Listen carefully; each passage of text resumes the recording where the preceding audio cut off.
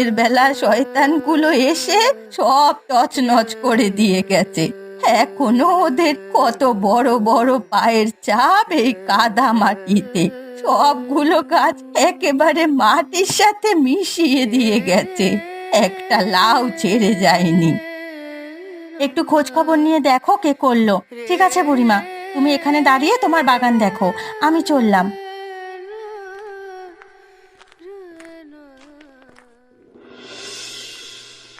যে শয়তান আমার এত বড় ক্ষতি করেছে তার কোনো দিন ভালো হবে না। আমি বলে দিচ্ছি, তার কোনো দিন ভালো হবে না, শেষ হয়ে যাবে। যেগুলো আমার ক্ষতি করেছে, আমার অত সুন্দর স্বাদের লাউগুলো যে শয়তান তছনছ করেছে, তাদের জীবনটাও তছনছ হয়ে যাবে। ও বাবা গো, মরে গেলাম গো, কি কষ্ট! আহা, বুঝতেও পারলাম না কিভাবে পড়ে গেলাম, বাঁচাও! ও বুড়িমা, কি হয়েছে গো? তুমি এরকম করে পড়ে গেলে কি করে? ও বাবা গোপাল রে, আমাকে বাঁচা রে, মরে গেলাম রে। আরে উঠে এসো বুড়িমা, তাড়াতাড়ি হাত ধরো আমার শক্ত করে।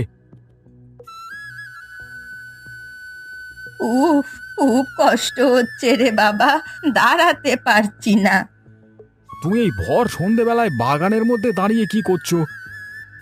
দেখ না, এ আমার সব লাউগুলো চুরি করে নিয়ে চলে গেছে কাল রাতে। তাই সকাল থেকে এ বাগানেই বসে আছি মনের দুঃখে। মনের দুঃখে বসে আছো ঠিক আছে, কিন্তু এবারে যদি হাত পাটা ভাঙতো তাহলে কি মানে কে কে দেখতো? ভেঙেছে কি ভাঙেনি এখনো বুঝতে পারছি না, খুব ব্যথা করছে রে। মন শক্ত করো, কিচ্ছু হয়নি তোমার। চলো চলো, ধীরে ধীরে চলো, আমার হাত ধরে তোমার বাড়িতে পৌঁছে দিই, চলো। তুই ঠিক সময় এসে গেছিস বাবা। আরে এই জন্যই বলি, গ্রামের লোকের সাথে ভালো সম্পর্ক রাখো। বুড়ো হয়েছো, কাকে কখন দরকার পড়ে ঠিক নাই, সবাই তোমার সাহায্য করবে। ঠিক বলেছিস বাবা, ঠিক বলেছিস। এ কথাটা হাড়ে হাড়ে টের পাচ্ছি।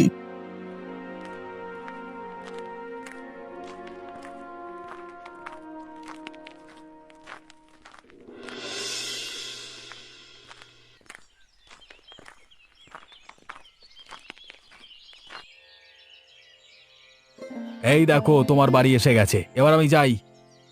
চলে যাবি গোপাল? একবার সকালে আসিস বাবা, কেমন থাকবো তো জানি না, একবার দেখে যাস কিন্তু। ঠিক আছে ঠিক আছে, দেখে যাব। দাঁড়া গোপাল, দাঁড়া। কি হয়েছে, আবার কি বলবে? শোন রে, সেদিন তোর বউকে নুন না দিয়ে উল্টো পাল্টা কথা বলে ফিরিয়ে দিয়েছি বলে কিছু মনে করিস না বাবা। কি করব বল, আমার ব্যবহারটাই তো এরকম, আমাকে ক্ষমা করে দিস। তুই না থাকলে আজ আমাকে উদ্ধার করার লোক ছিল না আর ওখান থেকে। এবার আমিও তোমাকে একটা কথা বলি। বল না।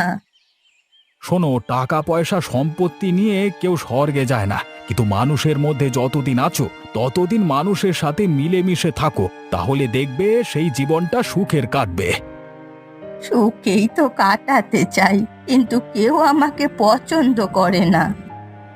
হ্যাঁ, পরিষ্কার করেই বলছি, কেউ তোমাকে পছন্দ করে না, কারণ তুমি হার কিপটে। নিজের কিপটে বনা ছাড়ো, তাহলে সবাই তোমাকে পছন্দ করবে।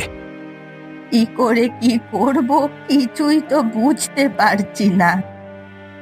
শেষ যে কদিন বেঁচে আছো সেটা লাভ হোক আর যাই হোক, লাভ ক্ষতির হিসেব না মিলিয়ে সবার সাথে মিলে হেসে খেলে চলো, তাহলেই ওপরওয়ালাও খুশি হবেন আর তোমাকেও সবাই ভালোবাসবে। ঠিক বলেছিস বাবা, ঠিক বলেছিস। আর যদি আমার এত বড় ক্ষতিটা না হতো, আমি জীবনে অনেক বড় জিনিসটা শিখতে পারতাম না। আজকের এই ধাক্কাটা আমাকে শেষ জীবনে অনেক কিছু শিখিয়ে দিয়ে গেল। বাকি জীবন সেটাই মেনে চলবার চেষ্টা করো। তোর বউকে গিয়ে বলিস যে বুড়িমা ক্ষমা চেয়েছে তার কাছে। ঠিক আছে, তাকে তোমার কাছে নিয়ে আসবো। তুই কিন্তু সাবধানে যা, রাস্তাঘাটের অবস্থা খুব একটা ভালো নয় বর্ষায়। রাতটা তুমিও ঠিক করে থাকো, সকালবেলায় এসে আমি দেখে যাব।